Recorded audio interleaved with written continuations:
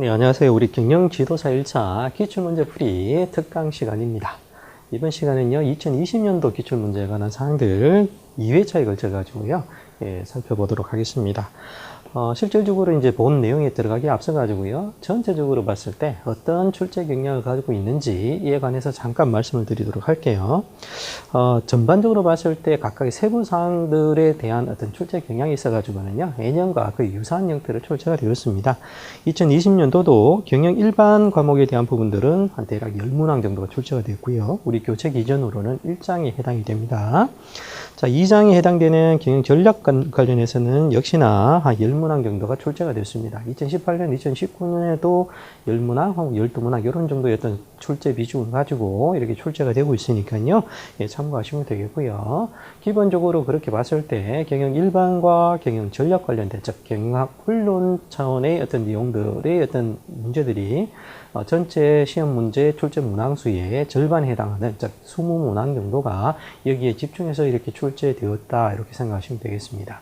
자, 그렇기 때문에 우리가 학습 계획을 짜실 때 어떻게 해요? 1장과 2장 부분에 좀 더 충실히 이렇게 학습을 하시기를 이렇게 권유드립니다.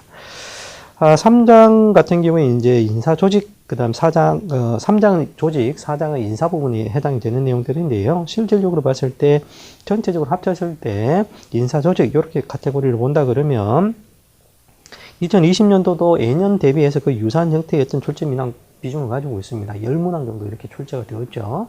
2018년, 2019년에도 뭐 11문항 이 정도 이렇게 출제가 되었는데요. 2020년도에도 그 정도 범위로 이렇게 출제가 되었다, 이렇게 생각하시면 되겠습니다. 결국은 뭡니까?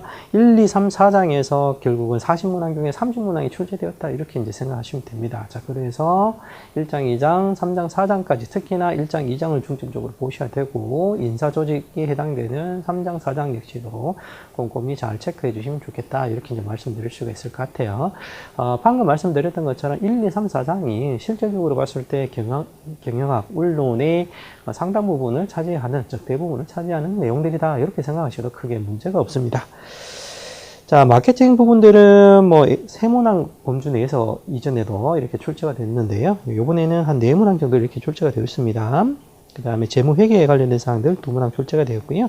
생산 카테고리가 이번에는 조금 더 출제 비중이 조금 높았습니다. 예년에는 한 2문항 정도 이렇게 출제 범위를 가지고 있었는데, 이번에는 한 4문항 정도 이렇게 이제 출제되었다, 이렇게 볼 수가 있을 것 같아요.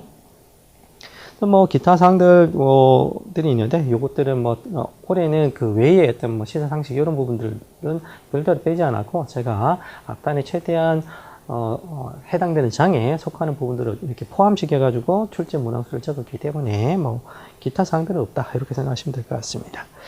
자, 요게 이제 2018년, 19년, 20년도의 어떤 출제 경향 관련된 사항들에 대한 일반적인 어떤 내용들이고요. 체험 공부가 아니죠. 자, 우리 시험 공부를 보시면 아시겠지만, 2021년도 과정부터는 25문항으로 문제가 줄어듭니다. 자, 그렇기 때문에 출제 경향 측면에 있어서 각 장별 문항 배점수도 약간은 좀 상이하게 이렇게 출제될 가능성이 많다, 이렇게 생각하시면 될 것 같고요. 전반적으로 봤을 때 그럼에도 불구하고 1장, 2장, 3장, 4장의 중요도는 여전히 중요하다, 이렇게 좀 생각하시면 될 것 같고요. 크게 봤을 때 그래서 제가 뭐 정확하지는 않겠지만 실질적으로 이제 나와봐야지만 올해 2021년 기출 사항들이 이제 나와봐야지만 명확해지겠지만, 개괄적으로 유추해 본다 그러면 뭐 경영 일반 우리 1장 해당이 되죠. 여기서 한 6문항 내외, 그 다음에 2장 해당되는 경영 전략 부분에서 6문항 내외, 자, 인사 조직 관련된 사항들이죠. 3장, 4장에서 역시나 6문항 내외, 이렇게 이제 출제가 될 가능성이 높다, 이렇게 생각하시면 될 것 같고요. 자, 그렇다 그러면 6 곱하기 3이잖아요. 18문항 정도가 25문항 중에서 1, 2, 3, 4장에서 출제가 될 가능성이 많다, 이렇게 생각하시면 될 것 같아요. 자, 실질적으로 이제 어떤 분이 그 출제위원으로 들어가시냐에 따라 가지고 한두 문항씩 이렇게 더 추가될 가능성은 물론 있다, 이렇게 생각하시면 될 것 같고요. 기타 마케팅, 재무, 생산 관련된 과목들이 한 대략적으로 2문항 정도씩 이렇게 나오고, 그다음 기타의 어떤 사항으로 뭐 시사적인 사항들이나 이런 것들 1문항 정도 이렇게 해서 대략적으로 봤을 때 25문항 정도의 어떤 비중을 가질 것이다, 이렇게 이제 말씀드릴 수 있을 것 같아요.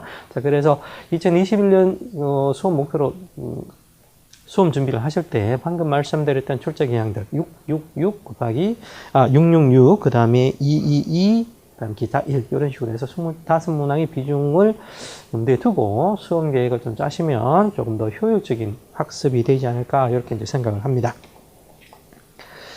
자, 그래서 누차 말씀드렸던 것처럼 출제 경향상으로 본다 그러면 어디를 집중적으로 보셔야 된다? 네, 1, 2, 3, 4장을 집중적으로 학습을 하셔야 된다. 이렇게 이제 기획을 하시면 되겠습니다. 자, 본문을 일단 들어가 보도록 할게요. 자, 41번부터 시작이 됩니다. 두 번째 과목이 위치하고 있기 때문에 이렇게 이제 배점이 되죠. 자, 첫 번째 내용은요, 경영 이론에 관한 설명으로 옳지 않은 것은 이렇게 되어 있습니다. 자, 1번 보시면 시스템 이론은 인간 행동의 영향 요소 간 복잡한 상호작용 중요성을 강조한다. 이렇게 되어 있죠. 자, 외부 환경, 내부 환경과 관련된 유기적인 어떤 교감, 이런 것들에 대한 부분들이 시스템 이론의 포커스입니다. 포인트다. 이렇게 생각하시면 되겠고요. 상황 적합 이론과 관련된 사항들입니다. 상황 적합 이론은 기본적으로 뭐예요? 보편 타당한 모든 조직에 공통적으로 적용할 만한 보편 타당한 기능 원칙은 없다. 그러니까 상황적인 어떤 외생 변수라든지 여러 가지 상황 요인에 따라 가지고 좀 달라질 수 있다. 이렇게 좀 이해를 하시면 되겠고요. 자, 세 번째는 욕구 단계설이죠. 매설 욕구 단계설이고요. 욕구 단계설은 어떻게 해요? 순차적으로 올라가는 특성을 가지고 있었습니다. 사람이 충족시키고자 하는 욕구는 낮은 수준에서 높은 수준으로 올라간다. 이렇게 되어 있습니다. 단계적으로 올라가죠. 자, 네 번째, 계량 경영과 관련된 사항입니다. 계량 뭐예요? 정량적 수치화 체크, 그죠? 이렇게 생각하시면 되겠습니다. 경영 의석 결정에 계량적 기법의 적용을 강조하는 내용이더라. 자, 다섯 번째, 관료적 조직론에 의하면 생산성은 작업자들의 뭐예요? 사회적, 심리적 조건이나 감독 방식에 의존한다. 이렇게 되어 있는데요. 이게 뭡니까? 얘는 그죠? 관료적 조직론이 아니라 뭐예요? 인간관계론 측면에서 이해를 하셔야 되겠죠. 그죠? 자, 사회적, 심리적 조건 이런 것들이 실질적으로 생산성에 더 영향을 미치더라. 이게 뭐예요? 인간관계론의 어떤 전제 조건 관점이다. 이렇게 생각하시면 되겠습니다. 자, 그래서 답은 뭐예요? 5번이 되겠습니다. 자, 42번, 이제 호손 연구의 어떤 내용과 관련된 사항입니다. 호손 연구는 뭐예요? 인간관계론, 이렇게 생각하시면 되겠죠. 그죠? 자, 호손 연구는 크게 봤을 때 4단계로 나눠서 이렇게 진행이 되었다라고 본문에서 말씀드렸습니다. 자, 제가 참고적으로 기출 문제 자체는요, 기출 경량을 보시는 거지 제가 세부 내용들을 쭉 설명드리지는 않습니다. 자, 실제 학습에 있어서 좀 본문 중심으로 공부를 하셔야 되고요. 이게 이런 패턴으로 이렇게 출제가 되는구나, 라는 것들을 인지를 하시면 됩니다.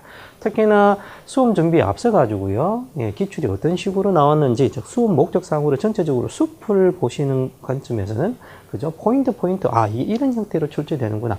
이 분야에 이렇게 출제가 되는구나. 이런 것들을 다 감을 잡으시고, 실제 본문 학습하실 때 가이드로 삼아서 하시면 되겠고요. 자, 최종적으로 뭐예요? 공부가 다 되시고 난 다음에 기출을 푸실 때는 실질적으로 뭐예요? 수험장에서 실제 시험을 푼다라는 가정하에서 실전에 적합하게끔, 자, OMR 카드에 딱 두고 이렇게 체크해 보시는 형태의 것들로 진행하셔야 됩니다. 자, 그래서 기출 문제 풀이는 뭐예요? 출제 경향, 출제 패턴을 보는 관점으로 우리가 일을 하셔야 됩니다. 실제 본 내용들은 본문 학습하실 때 집중적으로 보셔야 되고요. 자, 그래서 어쨌든 다시 문제로 돌아오셔가지고요.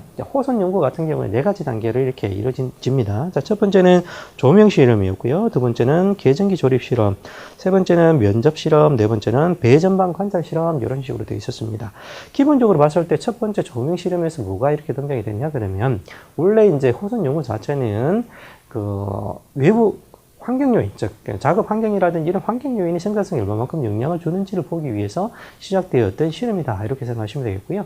그렇게 해서 시작은 되었지만 실질적으로 보니까 환경 요인 자체가 생산성에 크게 영향을 미치지 않고 오히려 2차, 3차, 4차 실험에서 등장했던 것처럼 뭐예요? 어떤 사회적 조건, 비공식 조직, 이런 형태의 것들이, 즉 심리적 조건, 이런 것들이 뭐예요? 생산성에 오히려 더 영향을 미치더라, 이런 것들을 발견한 게 호선 연구 어떤 의의다, 이렇게 생각하시면 되겠고요. 자, 그런 측면에서 인간관계론, 비공식 조직, 사람과 관련된 관계성, 사회성, 이런 것들이 오히려 생산성에 영향을 많이 미쳤더라, 이렇게 이제 우리가 이해를 하시면 됩니다.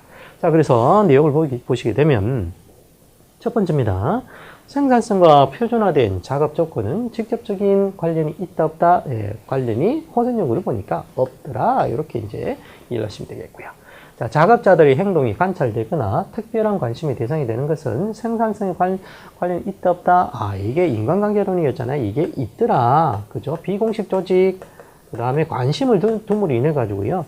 관찰해 보니까 누군가의 감독관에 들어갔어요. 아, 누가 보고 있다라는 것들을 의식하니까 오히려 생산성에 있어가지고 영향을 좀 미치더라. 이런 관점으로 우리가 이해를 하시면 되겠습니다. 자, 세 번째는요. 임금, 노동 시간 등 근로 조건의 기술적, 경제적 측면에 초점을 두었다. 이렇게 되어 있습니다. 이게 뭐예요? 이거 아니잖아요. 그죠? 이런 기술적, 경제적 측면은 뭐예요? 전통적 관리론 측면에서 우리가 이해를 하시면 되겠고, 과학적 관리론 관점에서 이해를 하시면 되겠고요. 얘는 뭐예요? 오히려 아까 말씀드렸던 것처럼 비공식 조직 혹은 심리적 요인, 그죠? 이런 쪽에 오히려 영향을 더 훨씬 받았더라. 이렇게 이해를 하시면 되겠습니다. 자, 네 번째는 비공식 조직을 지배하는 감정의 논리가 생산성에 영향을 미친다. 이렇게 되어 있습니다. 자, 그래서 답은 뭡니까? 기본적으로 보면, 비공식 조직을 지배하는 감정의 논리가, 사람과 관련된 사항들이 있잖아요. 이렇게 이해를 하시면 되겠고요. 공식 조직의 업무 체계 강화는, 자, 생산성 향상으로 이어진다. 이거 아니죠. 그죠? 공식 조직의 업무 체계가 아니고, 뭐예요? 오히려 비공식 조직의 측면에서 영향을 더욱더 미치더라. 이렇게 이제 본 게 호선 연구의 어떤 내용들이었죠. 자, 그렇게 체크를 하시면 되겠고요. 자, 밑으로 내려갑니다. 포워드죠. 기업의 목적을 사회대중에 대한 봉사로 보고 포워디즘을 주장하였다. 포워디즘이 기본 논리로 옳은 것은 이렇게 되어 있습니다. 자, 이거는 사실은 시험 문제, 점수 주는 문제입니다. 이걸 뭐 공부를 하고 안 하고를 떠나가지고요. 아주 기본적인 어떤 내용 중에 하나고, 꼭 암기하셔야 될 내용입니다. 본문에서 그렇게 제가 강조를 하죠. 꼭 암기를 하시라고 그렇게 말씀드리고 있고요. 자, 그 포드, 테일러는 항상 뭐예요? 비교해서 특징값들을 다 기억을 해주셔야 됩니다. 시험에 자주 이렇게 등장하는 문제, 단골 문제이고요. 자, 이거는 암기를 하면 다 맞출 수 있는 문제고, 시험을 기본적으로 점수를 드리는 문제인데 이런 것들을 틀리게 되면 안 되는 거예요. 자, 그래서 답은 뭡니까? 기본적으로 저가격, 고임금 이렇게 되어 있습니다. 저가격, 고임금. 자, 우리 봉사주의 이렇게 부르잖아요. 싼 가격에 많은 물건들을 좀 많은 사람들이 쓸 수 있게 해주고요. 이제 그런 과정을 통해서 임금을 많이 준다. 이렇게 생각하시면 되겠고요. 테일러는 그에 대비해서 꼭 기억을 하셔야 되죠. 이게 단골로 많이 나오니까요. 상호 비교가 되면서, 그죠? 자, 고임금, 뭐였습니까? 저노무비. 고임금이지만 뭐예요? 생산성 향상을 통해 가지고요. 기본적인 생산성 향상을 통해서 저노무비에 대한 부분들을 달성한다. 이렇게 이제 우리가 이해를 하시면 되겠습니다. 자, 그래서 답은 뭐 2번이고요. 자, 44번입니다. 바나르 이렇게 되어 있죠. 자, 통합이론 이렇게 생각하시면 되겠습니다. 기본적으로 뭐예요? 과학적 관리법에서 시작된 내용들이 인간관계론으로 발전이 되었고요. 그런 것이 전체적으로 뭐예요? 통합 균형 이론으로 이렇게 더욱더 발전되었다. 이렇게 생각하시면 되겠고, 바나드가 통합 균형 이론의 선두주자다. 이렇게 생각하시면 되겠습니다. 자, 그래서 뭐 개괄적으로 잠깐 말씀드린다 그러면 과학관리법과 그다음 인간관계론이 기본적으로 대내적이고 부분적이고 정태적인 어떤 컨셉을 가지고 있다 그러면 통합균형 이론의 경우에는 그에 대비해서 대외적이고 그다음에 부분적이 아니라 전체적이고 그다음에 정태적이 아니라 동태적인 어떤 컨셉을 가지고 있다. 이렇게 이제 기억을 하시면 되겠고요. 특히나 중요한 키워드 세 가지가 있는데 공원, 의욕, 공통 목적, 의사, 소통. 이게 통합 균형 이론의 세 가지 중요한 키워드다. 이렇게 좀 생각을 하시면 되겠습니다. 자, 그래서 다시 돌아오셔가지고 보세요. 자, 1. 조직은 여러 하부, 상부 시스템과 들과 연결된 복합 시스템이다. 통합균형이론이라고 제가 말씀드렸어요. 자, 두 번째, 조직의 구성원은 경제적 보상을 최대화하기 위해서 뭐예요? 생산을 극대화시킨다 되어 있는데, 이게 뭐예요? 경제적 보상을 최대화시킨다. 이렇게 표현되어 있잖아요. 자, 기본적으로 뭐예요? 과학적 관리법의 과정입니다. 얘는 과학적 관리법.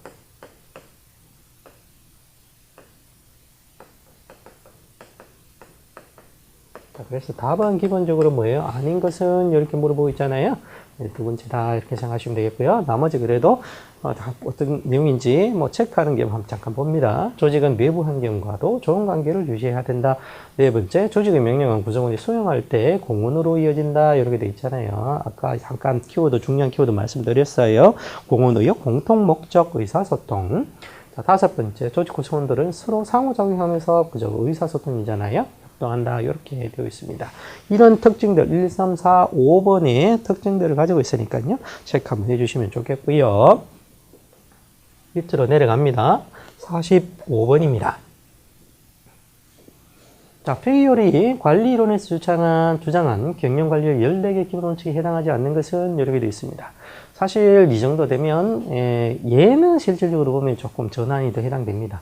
14개 원칙을 조금 어렵게 내면요. 조금 고난이도에 속합니다. 왜냐하면 14개 원칙을 다 암기하기란 쉽지는 않거든요. 자, 14개 원칙이 뭐가 있냐 그러면 우리 교재 기준으로 보면 분업, 권한과 책임, 규율, 명령의 일원화, 지위의 일원화. 지위의 일원화는 unit of direction 이렇게 해가지고요. 방향을 단일화 이런 식으로도 부릅니다. 우리 이 지문에는 방향의 단일화 이렇게 표현이 되어 있어요. 자, 조직 목표를 우선하고요. 보수의 공정성, 보수.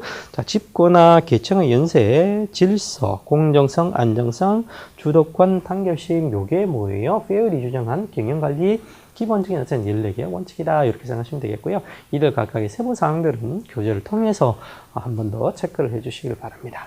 자, 여기 보시게 되면 뭐예요? 나머지 것들 용어가 조금 차이가 있는데요. 그 아까 방금 말씀드렸던 키워드로 이해하시면 되겠고, 본 내용들을 보시게 되면 조금 더 이해가 됩니다. 자, 네 번째 있는 기술적 훈련, 역량, 그리고 전문성에 근거한 선발 여러 개 되어 있는데요. 얘는 어떤 특징이죠? 어디에 등장했죠? 관료제론. 네, 등장한 내용이죠. 그죠? 관료제론의 특성이다. 이렇게 생각하시면 되겠습니다. 자, 밑으로 내려갑니다. 46번이 해당이 되고요. 테일러 과학적 관리법 이렇게 되어 있습니다. 옳지 않은 것은 아까 포드 봤지만 포드와 더불어서 테일러는 꼭 시험에 나오는 부분들이다. 둘 중에 하나가 나오든 둘 다 나오든 이런 형태의 것들로 자주 출제가 되니까 꼭 기억을 잘 해주셔야 한다. 이렇게 좀 말씀을 드렸습니다. 자, 보시게 되면 옳지 않은 것을 물어보고 있어요. 아는 것은 여러 개 되어 있고요. 자, 첫 번째, 작업 방식의 과학적 연구와 관련된 사항들. 두 번째, 과학적인 근로자 선발 및 훈련. 세 번째, 관련 활동의 통합. 네 번째, 차별적 성과급제. 다섯 번째, 합리적 경계는 가장 여러 개 되어 있습니다. 답은 뭘까요? 네. 관리 활동 통합죠. 통합 균형 이론 관점에서 우리가 얘는 이해를 하셔야 되겠고요. 자, 참고적으로 제가 본문을 이렇게 학습하실 때도 말씀드리지만 여기 나와 있는 과학, 차별적 성과급제는 근래의 어떤 성과급제, 근래의 과학 이런 관점으로 이해를 하시면 안 됩니다. 이때 당시의 기준에 있어서의 과학, 그 다음에 성과급제 이런 식으로 이해를 하셔야 돼요.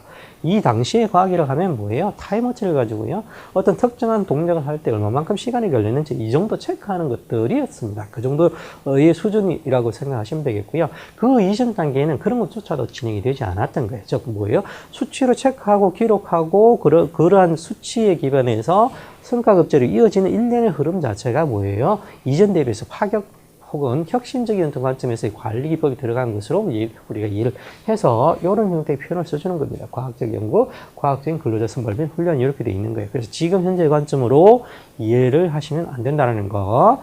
이전의 관점에서, 이 당시의 관점에서 우리가 이해를 좀 해주셔야 됩니다. 자, 그래서 다음은 일단 어떻게 해요? 3번이 해당이 됩니다. 47번 사이먼이 주장한, 잠깐 올려서 볼게요. 사이먼이 주장하는 의사결정의 제한된 합리성 모델의 내용에 해당하지 않는 것은 이렇게 되어 있습니다. 자, 제한된 합리성 모델 이렇게 되어 있고요. 자, 규범적 모델 되어 있고, 자, 단순한 전략의 사용, 세 번째 불완전하고 부적합한 정보 사용, 네 번째 최적화가 아니라 만족해. 이 중요한 포인트죠, 그죠? 자, 다섯 번째 모든 가능한 대안을 실질적으로 고려하기는 쉽지 않더라, 못한다 이렇게 되어 있습니다. 답은 뭡니까? 기본적으로 뭐예요? 규범적 모델이 답이 해당이 되고요. 자, 기본적으로 규범적 모델은 뭐예요? 합리적 의사결정 모델입니다. 합리적 의사결정.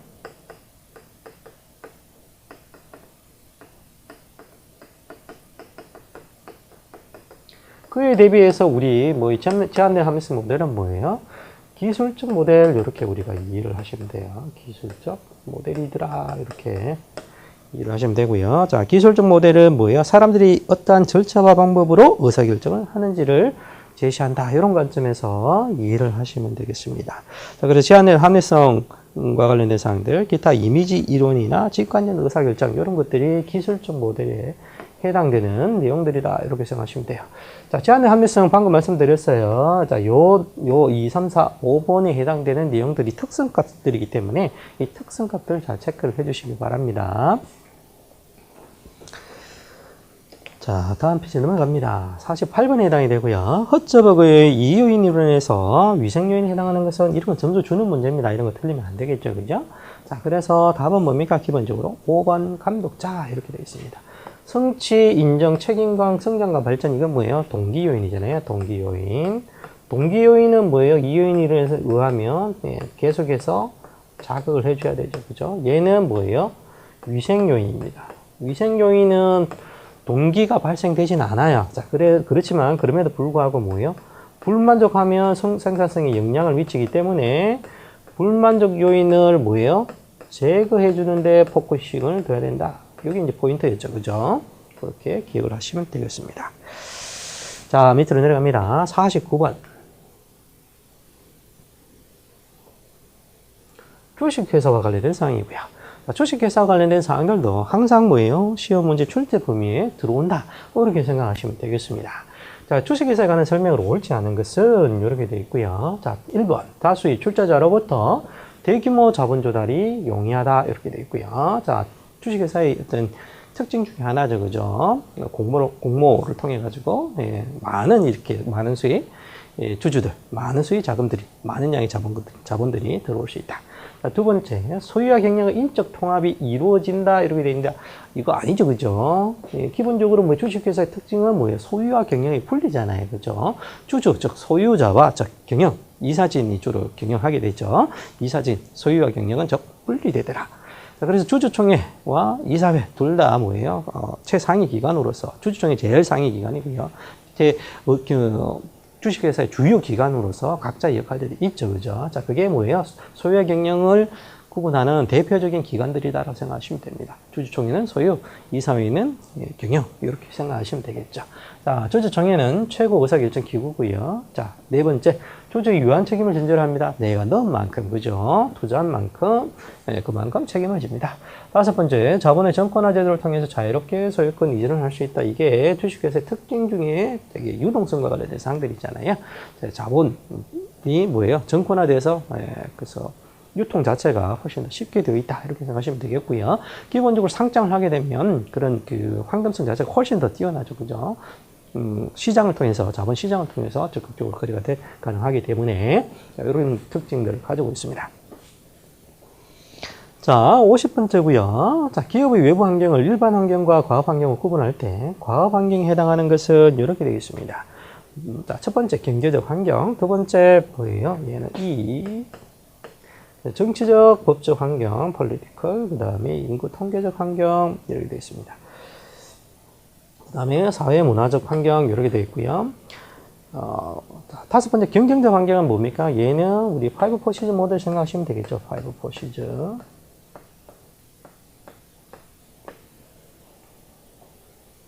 자, 과학 환경에 관련돼서는 뭐예요? 기본적으로 그래서 뭐다? 해당되는 것들은 다섯 번째 요 경쟁적 환경과 관련된 사항들 이렇게 이해를 하시면 됩니다. 자, 그래서 잠깐 적어보자 그러면 환경 분석을 크게 봤을 때 제가 뭐라고 말씀드렸죠? 자, 첫 번째는 외부 환경 분석이 있었고요. 자, 두 번째는 내부 환경 분석이 있었습니다. 자, 외부 환경 분석은 다시금 나눴죠. 그죠? 뭐요? 거시 환경 분석과 관련된 사항들. 두 번째는 과업 환경 분석 관련된 사항들. 자, 요 과업 환경 분석과 내부 환경 분석이 뭐예요? 자, 미시 환경 분석 요 두 가지는 거시 환경 대비해서 미시 환경 분석 이렇게 이제 구분해 볼 수 있다고 말씀드렸습니다. 특히나 과학 환경 분석이 있어가지고 5포시즈가 되게 중요하죠, 그죠? 자, 첫 번째 그래서 뭐예요? 기존 경쟁자와의 경쟁 강도가 가운데 있었고, 그죠? 그 다음에 뭐예요? 잠재적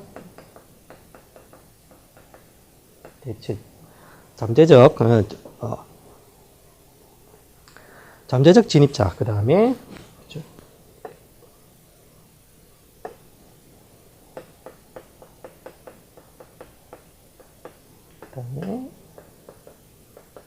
대체제, 그 다음에